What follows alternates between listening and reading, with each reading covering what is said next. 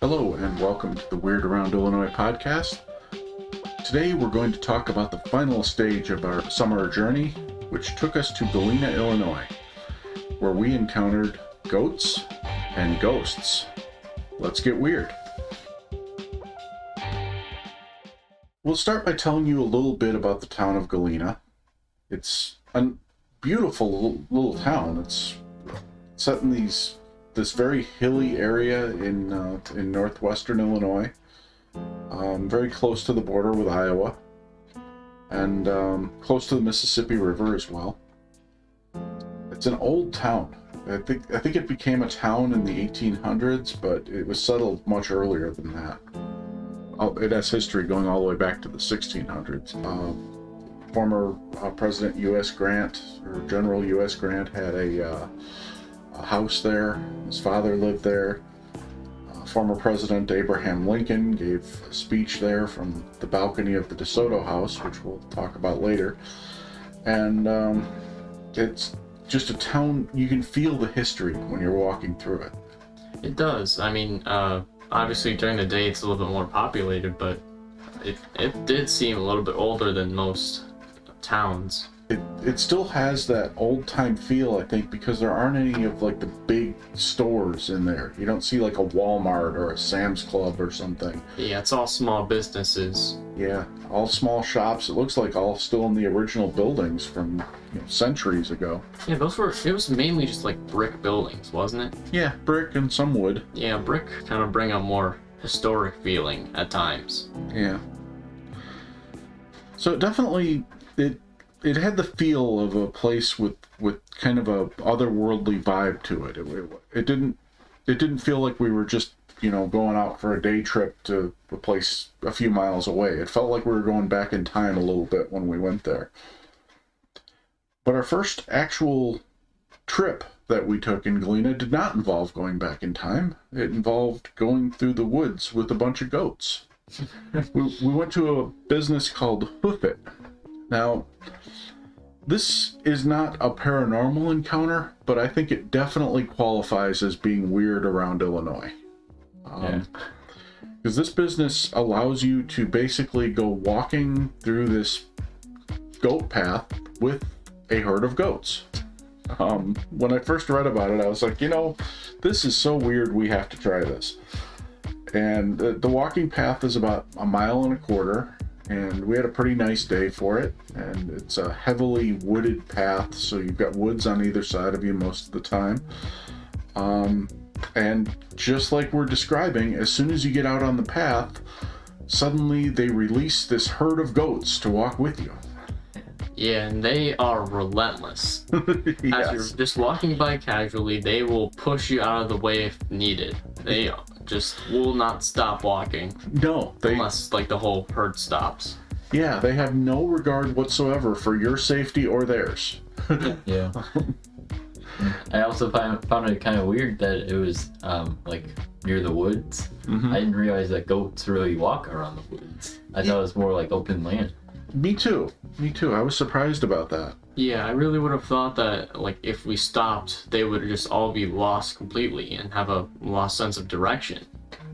Yeah. Apparently it's the opposite. They have such a strong herd mentality that if you stop, they're all going to cluster around you because they think you're leading the herd. Yeah. But, yeah, I'm glad that they didn't even bother to get near my shoelaces, because that was my biggest fear. Yeah, you were talking about that the whole time. Yeah. Don't let the goats eat my shoelaces. It was mentioned many times. Well, we did feed the goats some carrots while we were there, even though we didn't feed them shoelaces. They were eating the entire time we were walking, though. Apparently their favorite food is poison ivy. Wait, really? Yeah. Man. Doesn't bother them at all. Which is kind of handy, really. If you got a bunch of poison ivy on your property you need cleared, you just buy some goats. Yeah. But there were some dangers on that course, and poison ivy was certainly one of them. Apparently there's also poison oak, which thankfully I didn't get, even though I found myself grabbing several trees. The other danger was Sasquatch. There was a cutout of Bigfoot in one corner. Oh yeah. But overall, it was a fun walk. The goats were just adorable. We had all kinds of fun with the goats, and they had no problem at all being petted and interacting with us and eating out of our hands and everything else. It was everything we expected it to be, I think. It had a lot of similarities to dogs. Well, at least our dog. Yeah. Because our dog has no sense of safety for himself or others either. Yeah, that's true. But a lot of dogs tend to like food, like them. Yeah, true. But when there's food, the story is different. Yeah. Yeah, that's when they'll come charging up to you regardless of what else is going on. Go for the food. Well, while we were out there, we did take some time to talk to. Well, I talked to the goat wrangler, or one of the goat wranglers, and I asked her if she'd ever seen anything weird out there.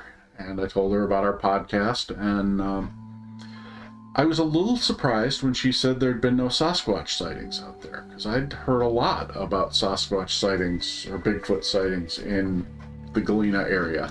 Yeah, and what gave them the idea to put a cut out there then? Yeah, good point. And you know, the path did look pretty squatchy. Yeah, I mean, then again, I can't blame them for just putting it there, but Yeah. it raises the question a little. Yeah, and it wasn't the only place in Galena we saw that cutout either. Oh yeah, there all were a over few the place. places. But yeah, she lived in that area most of her life, and it sounded like she'd never heard any Bigfoot stories. But she did hear some ghost stories. She specifically told us to check out the DeSoto house, and she mentioned this legend of a woman in black who appeared at the DeSoto house, and she said in a lot of buildings downtown, particularly like up in the windows or on the roofs and stuff. And she said she'd never seen the woman in black herself, but she knew people who had. And this was the beginning of a main character in this entire podcast. Yes, definitely. And it was the beginning of our adventure, because you know, we went back to the Goat Walk headquarters, and we spoke to the founder of the business, and basically asked her the same questions, and she gave similar answers. The only thing that she added was that there are many haunted sites in Galena, and she recommended taking one of the ghost tours. Now, I will say, I talked us out of the ghost tour, and I kind of regret it now, because when I looked at the ghost tour, it was people dressed up in like Civil War or Revolutionary War costumes, saying "Hear ye," and leading you around, and I was like, oh no, this is going to be too stupid for us. And then I was picturing them having staged jump scares along the trail and everything, or along the path, and I was like, no, you know, we owe our listeners better than this. And, in retrospect, after talking to more people about it, you know, it sounds like it's actually a legit ghost tour. You know, yes, they do wear the goofy costumes and everything, but they do actually visit haunted sites, and they don't stage anything. They actually look for real ghosts. Yeah, it would have been nice to at least get the history from the tour. But since I talked us out of that, we decided to do our own investigation. And we started at the DeSoto house. Driving up to the DeSoto house, you already kind of get the feel that it's a little different, right? During the day, it's more populated, as I said, but there was like a stairway, kind of with these big doors that looked almost ancient to me. Yeah. It was kind of menacing at first, but like once we got inside, it was a very nice place. Yeah, it was. And we started our investigation where we're most comfortable, which is in the restaurant. We went to the Green Street Tavern, which is kind of like their pub type restaurant they have there, and there's a bar attached. And as I recall, it was a pretty decent meal. I mean, I had the steak sandwich. It wasn't anything to write home about, but it wasn't bad. You had the tips and spätzle, I think it was. Yeah, something like that. Yeah, it was basically beef with noodles or something, or beef with. It was like beef with. I don't even remember what it came with, but it was like beef and vegetables. Yeah. But the real memorable part wasn't the entrees; it was the appetizer. Yeah. The cheese curds. They were the most unique cheese curds I've ever had in my life, and I think we could all agree it was possibly the best. Yeah, they were pretty darn good. I don't know what strategy they used to make them, but they were cube cheese curds. You know, you're used to usually just like a bunch of like uneven circles or like weird sphere shapes. Yeah, like somebody just took a glob of cheese and breaded it and threw it in the fryer. Exactly, and that's essentially what cheese curds are, but they took it to another level. Yeah, the shape threw me off, and when you look at them, they're not even breaded. They didn't put breading on them. They just like fried cheese curds with nothing else on them. But they were so good. Yeah. I don't know how they got that crust around it. Yeah, it was like the ultra thin crust that it wasn't breading.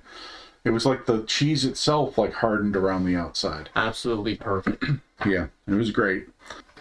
We were enjoying that so much that, you know, it was amazing that I took a break from my eating long enough to talk to the waitress and ask her about the ghost stories involving the DeSoto house.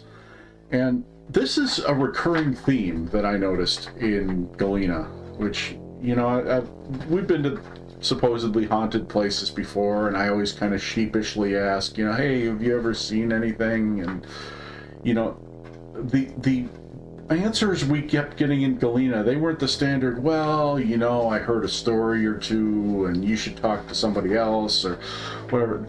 Everybody we talked to in Galena was like, ghosts? Yeah, we got ghosts all over the place.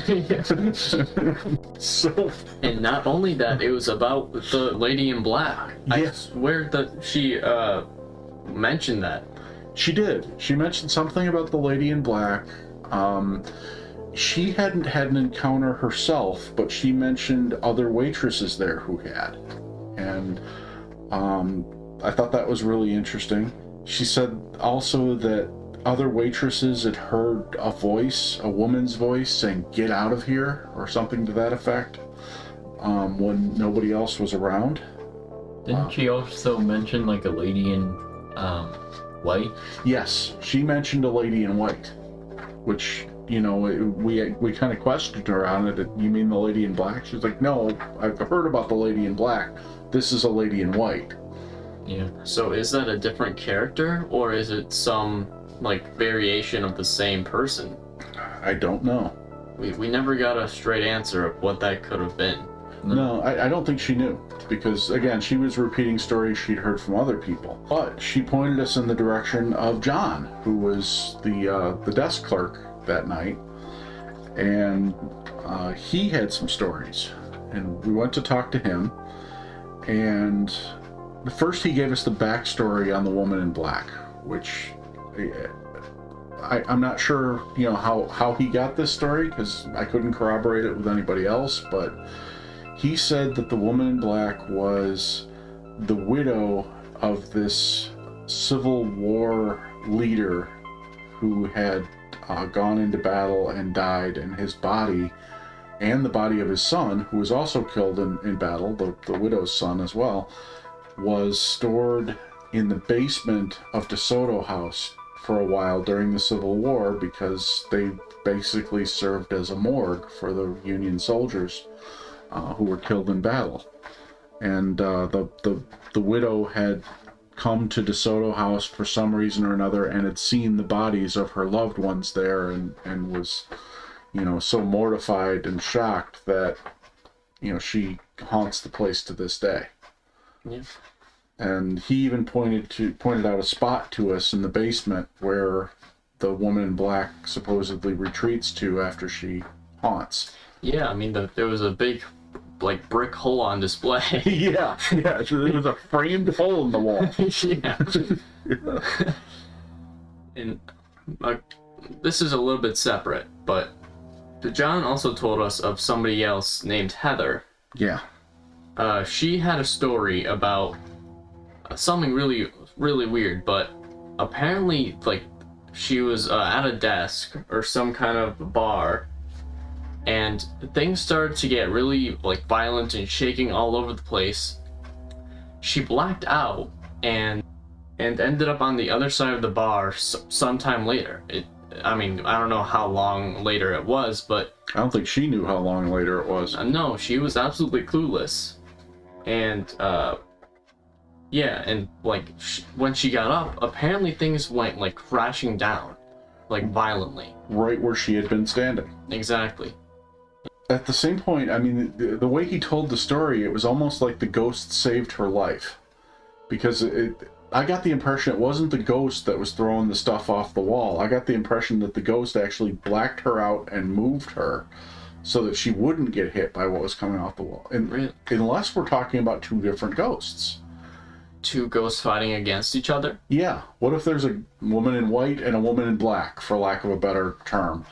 The woman in black is so angry about the loss of her loved ones that she is throwing stuff around. The woman in white sees this woman, you know, the waitress, Heather, standing there in danger, blacks her out, moves her around, and gets her out of the way before the woman in black can hurt her. I mean, that was one possible take on it anyway. Yeah, I mean, at first look, I think that it's just the lady in black or some kind of ghost, you know, just trying to do some trolling of some kind. Yeah, maybe. So, my favorite story of John's stories, and he had a couple, but his overnight story when he was working the night shift during COVID, and he said there were no guests in the hotel, there was nobody in the place except him. He was basically there just to make sure that the heat stayed on. And all of a sudden he hears this loud, violent crashing sound from the basement. And his first thought is, great, the best job I've ever had, and I'm about to lose it because some stupid raccoon broke into the basement and is trashing the place. So he goes down there and looks around, and there's nothing out of place anywhere. And he can't figure it out. He comes back, you know, all the doors are secure and everything, and he just, there's no reason for that crash to have taken place. And that was when he realized that he was staying in a very different kind of place for his job. Yeah. But he did say that as many stories as he had, the best way for us to experience the DeSoto house would be to come after the restaurants were closed at night. And we said, well, yeah, that's great, but how do we do that? He says, just come back. And I was like, but aren't you closed? We're a hotel. We're not closed. The restaurants are closed, but we're not closed. And so I was like, oh, so we could come into the hotel part, but not the restaurant part. He's like, you can go wherever you want. And so I'm kind of puzzled at this point. And then he says, you know, the overnight guy is Dan. If you come around midnight, just check in with Dan. He'll be happy to show you around. And so that led us to probably our coolest ghost investigation so far. Yeah. Yeah, the guy basically gave us a full tour for free. He did. He took us like around the whole building that was open. He took us into the kitchen. Well, for me, the best part was we kind of snuck in. We came in through the. I mistakenly came in through the back door, thinking it was the front entrance at night, but it was not. Yeah, I was really fearing that like the police would have been called if like we broke in or something. Yeah. And like we were going back and forth up the stairs. Yeah, we came creeping up from the basement, and Dan was out front, and he comes back in, and he thought we were guests, you know, going out for a drink or something, and he said, "Hey guys, can I get the door for you?" And we're like, "No, we're looking for you." So yeah, after we met Dan, then he was as obliging as John said he was going to be. He was happy to see us. He was happy to show us around. Really, one of the most welcoming places I've ever been to. Yeah. Right. But he took us on that tour. He took us into the basement. He showed us the framed spot where the lady in black disappears to. He showed us the kitchen where the noises supposedly came from. We were really wandering around that place with him. Yeah. And then we get to that big open area, like where they serve breakfast usually, and where you can see the interior hallways that face the rooms and everything, several floors above us. And that was where something a little weird happened. Yeah, we heard like a whistle coming from someone's room, it seemed like. Well, I don't even think it was from someone's room. It sounded like it was in that entryway somewhere, like outside the room. Like somebody was standing in a hallway whistling at us for our attention. Right. My first thought was that it could have been somebody upstairs, because there were multiple floors and somebody could have easily walked by secretly and whistled. Right. And I still kind of believe that to a degree, but it was so random, anything could have been true. And that's what Dan said too. He said that it was probably one of the other staff members messing with us, or one of the guests messing with us. But I didn't hear a door slam. I didn't see any shadows. I didn't see any movement. Yeah, there were no footsteps, as you said, no like door noises. It's a creaky old building. You can't move in that building without making noise. Yeah, I mean, we went into the hotel hallways. We walked on different floors to look around, but there was a lot of creaking anywhere we went. Yeah. I honestly didn't see any other staff members, to be honest. I didn't either. Yeah, there was only a few guests that I saw walk by, Yeah. but like it was only 2 or 3. At some point, Dan left us on our own to wander around, and we did check out the upper floors because apparently the hauntings mainly occur on the second and third floor there. And we didn't really see anything. Yeah. There was a vibe, though. I mean, there was a definite creepy vibe to that place at midnight. Yeah, I gotta mention that the hallways of that hotel, like the walls, have such a vibe that it's pretty creepy. Yeah. Yeah. There's not a lot of hotels that I'll say it's creepy, but that was like textbook. There's gonna be a random creepy ghost lady at the end of the hallway. Yeah. To be honest, I was a little bit worried this is gonna be almost like a haunted house where they like stage things, and maybe like the whistle is just a stage sound effect. But honestly, like throughout the trip, I noticed that nothing was really staged. Like, No. There couldn't really be anything to be staged. Right. Yeah, it was just naturally creepy. And they had no reason to be staging at a hotel anyway. Right. Yeah. I could see it at like 8 o'clock when the walking tour comes through with the ghost tour, because they stop at that hotel. I mean, maybe if we walked through with that and we heard a whistle, I would be tempted to think it was staged. But Yeah. let me drop my Mountain Monsters moment on you here. I don't know if I told you guys about this or not, but it was, I think, 2 nights later. We were back home.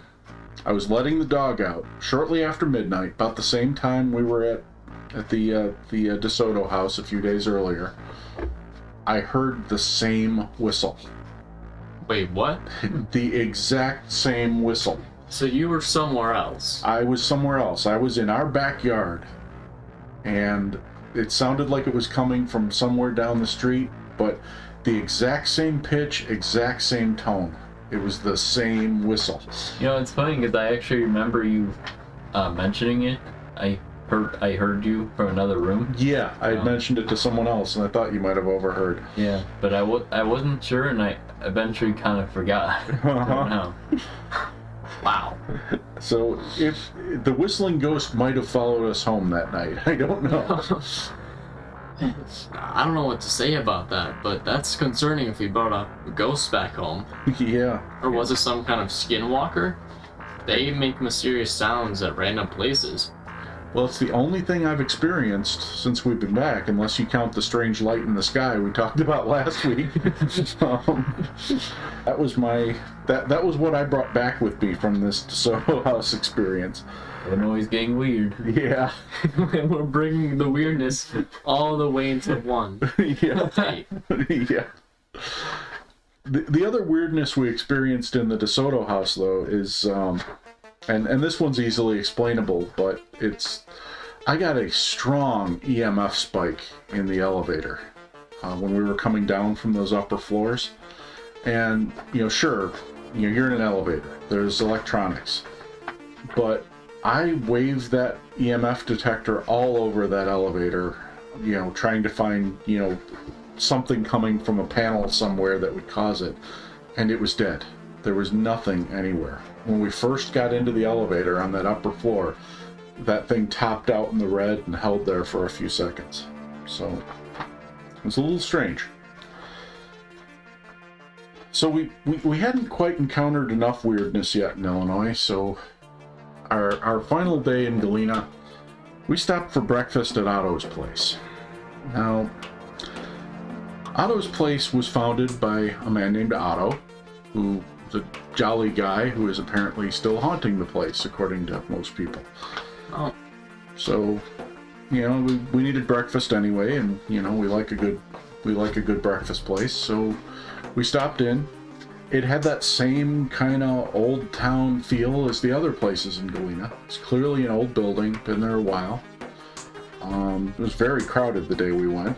We questioned the waiter and got the typical Galena response. Oh, ghosts! Heck yeah, this place is haunted like you wouldn't believe. And he started telling us about flickering lights turning on when there's nobody there, and especially the music.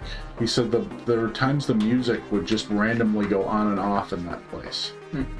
And he said almost everyone who worked there had experienced it, he said, and they just assumed it was Otto, and it's all friendly, it's all good, they don't have a problem with him.